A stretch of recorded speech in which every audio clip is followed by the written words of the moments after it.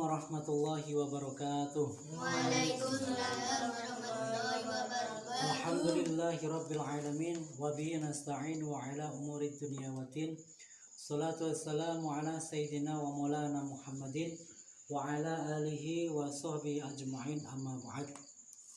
Hadratul muhtaramin, para alim, para ulama, para asatid yang kami hormati, alhamdulillahirabbil alamin. Pada kesempatan hari ini kita bisa berkumpul bermuajah tanpa adanya suatu halangan, suatu apapun, setengah dari ucapan syukur kita ucapkan dengan tahmid alhamdulillahirabbil alamin. Salawat dan salam kita curahkan kepada Nabi Agung Muhammad sallallahu alaihi wasallam yang kita nantikan syafaatnya min yaumil hada hatta yaumil qiyamah. Semoga kita semua bisa mendapat syafaatul udmah di dalam yaumul qiyamah. Amin ya rabbal alamin. A'udzu billahi minasy syaithanir rajim. Bismillahirrahmanirrahim. Al-yawma nakhtimu ala afwahihim wa tukallimuna aydihim wa tashhadu arjuluhum bima kanu yaksibun. Yang artinya kurang lebih pada hari ini mereka kami bisukan dan kami tutup mulutnya. Yang berbicara itu adalah tangan-tangan mereka, sedangkan kakinya menjadi saksi atas segala perbuatannya. Jadi dalam Al-Quran surat Yasin ayat 65 dijelaskan bahwa pada hari pembalasan manusia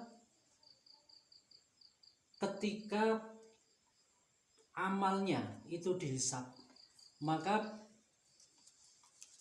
mulutnya itu dibisukan oleh Allah Subhanahu wa taala, dan yang berbicara itu adalah tangan-tangan mereka. Jadi ketika kita melakukan perbuatan apapun di dunia, maka yang menjadi saksi itu bukan mulut kita, tetapi tangan kita, kaki kita, terus anggota perbuatan mata kita, telinga kita yang kita lakukan di dalam dunia itu besok akan berbicara di alam akhirat.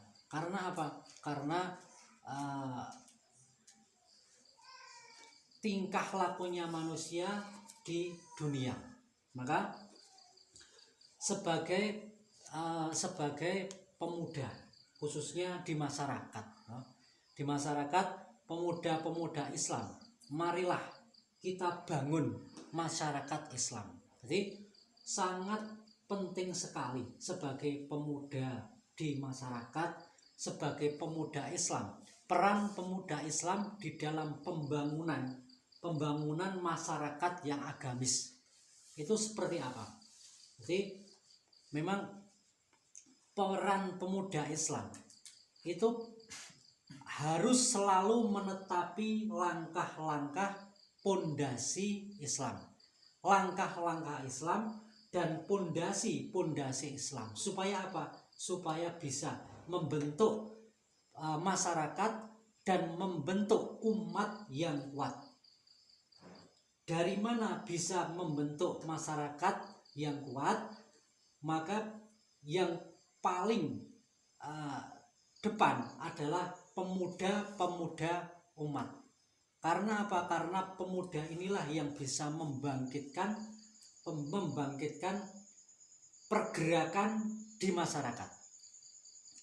Maka saya di sini menasihati, maksud saya memberikan nasihat kepada pemuda-pemuda generasi Islam, pemuda-pemuda generasi masyarakat, yaitu di dalam setiap umat pemuda di dalam setiap umat adalah tulang punggung masyarakat.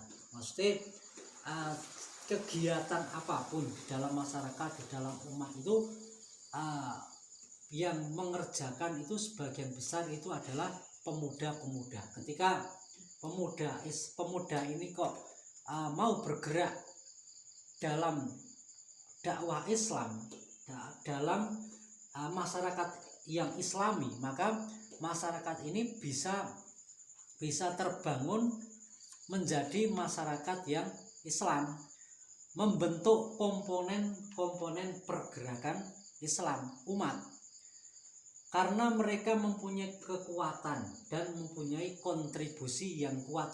Maka pemuda selalu mementingkan ilmu agama Islam. Jadi pemuda ini menjadi pergerakannya masyarakat. Misalnya kita pas ada kegiatan apapun, kegiatan di masjid, misalnya pas kegiatan kerja bakti, kegiatan di masyarakat, kegiatan sosial di masyarakat, itu memang yang menjadi pondasi, yang menjadi tulang punggung itu memang pemuda. Karena apa? Karena pemuda ini masih diberi kesemangatan. Nanti seperti hatinya itu masih membara, masih diberikan kekuatan yang penuh, kan? Maka ketika pemuda ini kok mau bergerak di dalam masyarakat sebagai pemuda yang Islami, nah itu pasti di dalam masyarakat itu akan menjadi masyarakat yang Islam. Islamnya itu pasti kuat. Tetapi ketika pemuda ini sudah terjerumus ke dalam kemaksiatan atau perkara-perkara yang menjauhkan dari agama Islam, seperti ketika pemuda itu sudah jatuh pada minum-minuman keras, pada khamr, pada narkoba, nah, maka kehidupan masyarakat pun akan terjerumus kepada kemaksiatan, dan kehidupan di masyarakat itu juga akan jauh dari agama Islam. Maka ketika pemuda ini di dalam pikirannya itu sudah dirusak oleh perkara yang maksiat, perkara yang tidak berguna, perkara yang tidak ada gunanya di dalam akhirat, maka seperti itulah kehidupan di masyarakat akan terjadi. Jadi memang seperti itu, kehidupan di masyarakat itu memang kebanyakan tergantung dari pemuda di masyarakat itu tersebut. Ketika lingkungan itu sudah tidak sesuai dengan syariat Islam, pemuda kok sudah tidak mencerminkan agama-agama Islam, seperti kalau yang pemudi itu banyak wanita yang membuka aurat, atau pemuda yang sudah terjerumus kepada minum-minuman keras, maka pasti masyarakat akan rusak oleh pengaruh lingkungan. Maka hati-hati dengan lingkungan dari luar.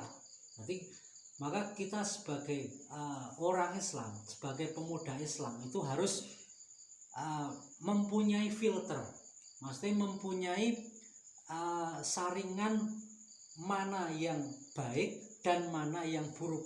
Maka ketika perkara tersebut itu baik, maka kita lakukan.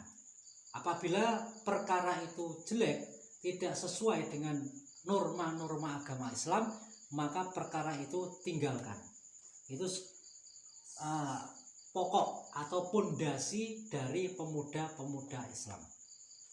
Seperti sekarang ini kan sudah banyak sekali kebiasaan orang yang melakukan kemaksiatan, tetapi kemaksiatan tersebut sudah seperti biasa.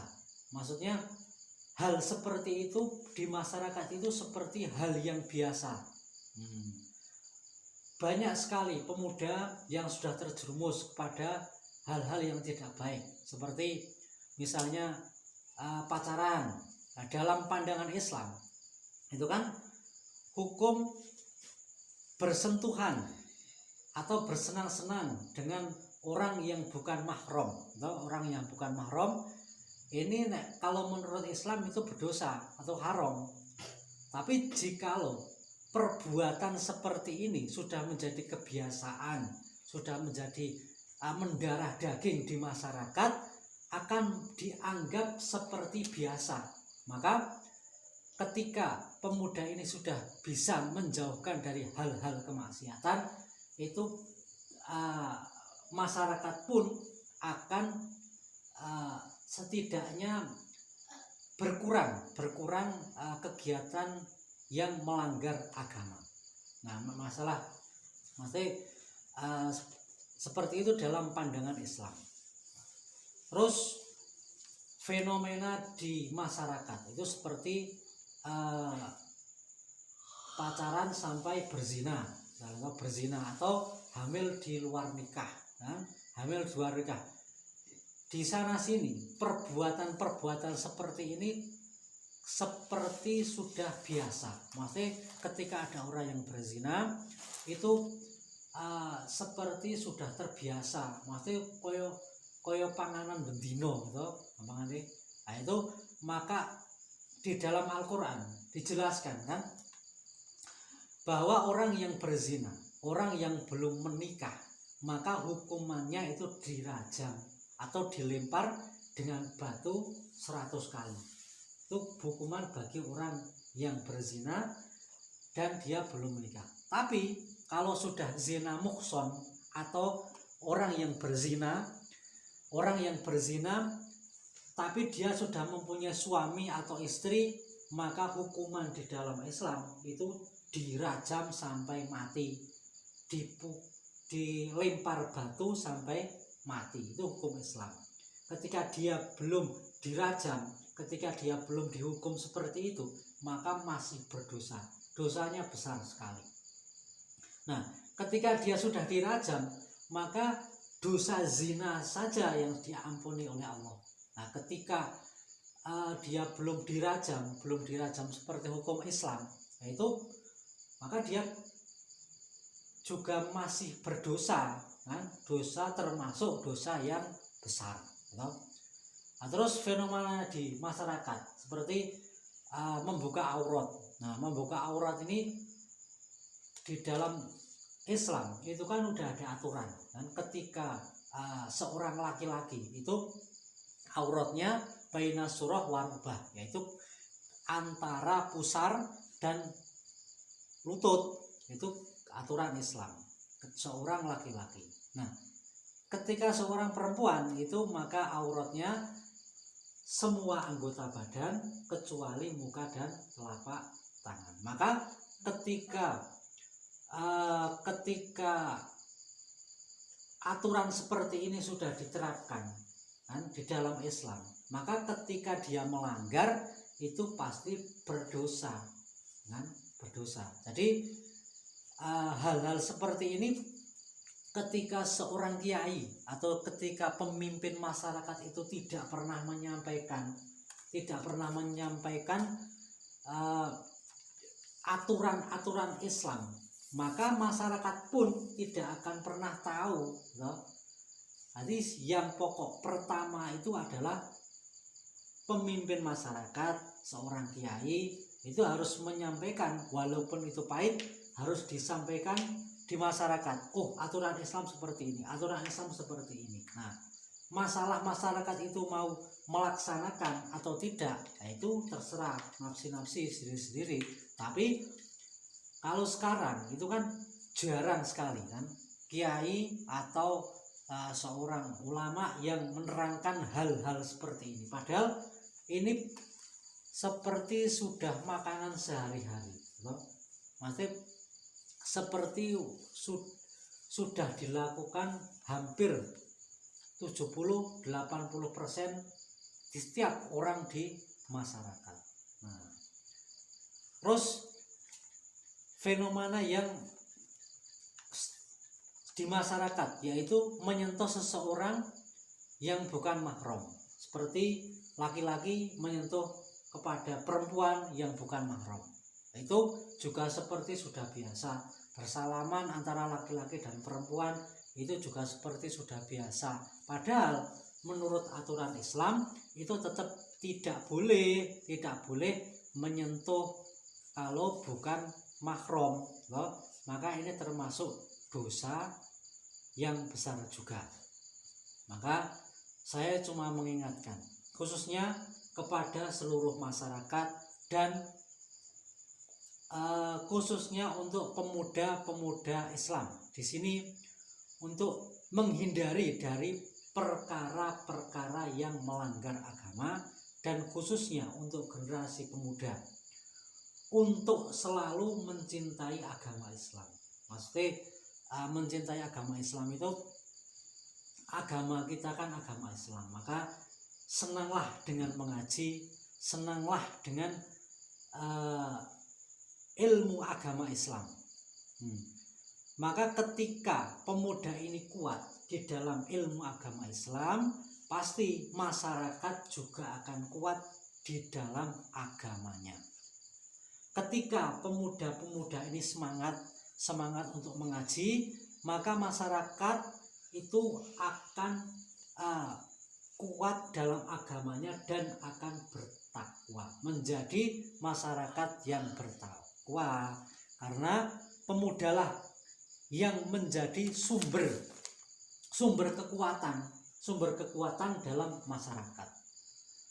Maka saya menghimbau di sini, saya cuma mengingatkan, di sini saya cuma menghimbau kepada semuanya, kepada pemuda khususnya, untuk supaya yang pertama itu mencintai ilmu agama Islam dengan cara mengaji.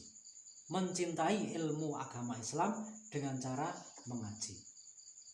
Kalau bisa itu berdakwah kepada masyarakat dan memberikan pengertian kepada masyarakat tentang hukum-hukum agama Islam. Jadi ketika kita sudah mengetahui ilmu Islam, nah itu kita kalau bisa berdakwah kan, saling mengingatkan kepada masyarakat, saling mengingatkan kepada sesama tentang hukum-hukum agama Islam. Masalah dia mau melakukan atau tidak terserah, yang penting kita sampaikan walaupun itu sedikit, walaupun itu pahit.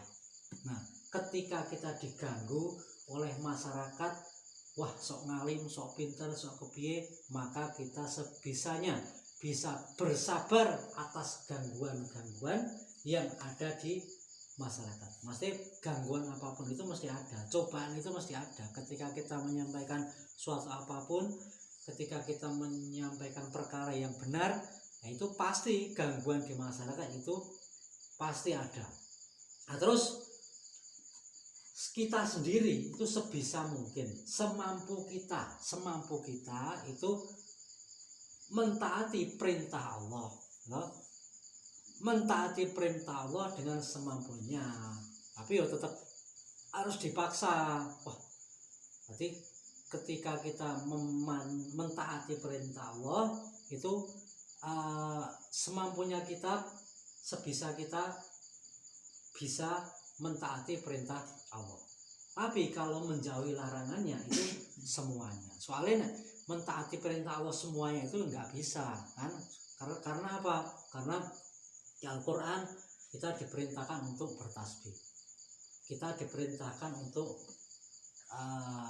bersolawat, kita diperintahkan untuk melakukan sholat waqimus sholat, kita perintahkan perintah sholawat, diperintah untuk melakukan sholat, diperintah untuk melakukan aurah. Maka sebisa mungkin kita melakukan perintah dengan semampunya, tetapi tetap harus dipaksa. Nah, tapi kalau menjauhi larangan itu bisa untuk semuanya, kan? Terus yang selanjutnya, pemuda-pemuda Islam ini supaya bisa berkumpul atau dekat dengan para ulama.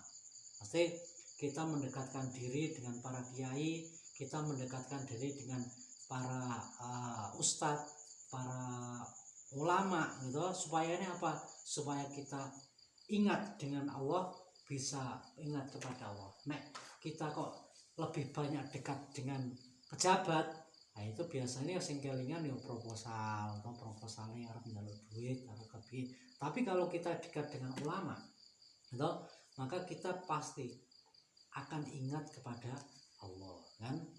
Terus selanjutnya kita harus bangga, gitu, dengan adanya kita sebagai orang Islam itu harus bangga. Maka ketika kita bangga dengan agama Islam, maka kita tidak akan mengikuti orang-orang yang tidak Islam atau orang-orang kafir. Budaya orang kafir kita tidak mengikuti, kan? Tapi kita bangga dengan agama Islam, kita bangga dengan ilmu agama Islam, kita bangga dengan kehidupan agama Islam. Semoga kita semua bisa menjalankan perintah-perintah Allah semampunya dan bisa menjauhi larangannya dan selalu istiqomah. Amin ya robbal alamin. Dari saya cukup sekian. Apabila ada kesalahan atau kata-kata yang kurang berkenan, saya mohon maaf yang sebesar-besarnya. Wabillahi taufiq wal hidayah. Assalamualaikum warahmatullahi wabarakatuh.